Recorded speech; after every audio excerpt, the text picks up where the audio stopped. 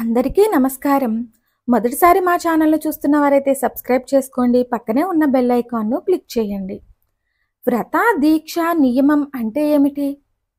ఒక మంత్రాన్ని నిర్ణీత సంఖ్య వరకు జపం చేయవలసి వచ్చినప్పుడు ఆ జపకాలం అంతా కూడా వ్రతకాలం అవుతుంది. తన మనస్సును, ధ్యాసను ఇతర విషయాలపైకి పోనివ్వకుండా సాధనా కార్యమందే ఎల్లవేళలా లగ్నం చేసి ఉంచటం దీక్ష.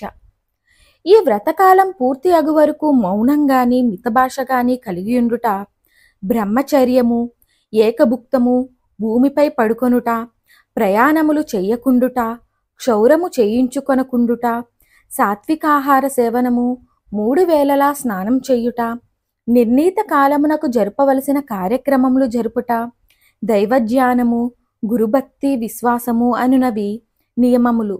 వీటిని తప్పక పాటింపుచు మంత్రం జపం గావించాలి. ఈ వీడియో గనక నచ్చినట్టయితే లైక్ చేయండి, షేర్ చేయండి, కామెంట్ రూపంలో మీ అభిప్రాయాన్ని తెలియచేయండి. అలాగే మా ఛానల్కు కొత్తగా వచ్చిన వారైతే సబ్స్క్రైబ్ చేసుకోవడం మర్చిపోకండి.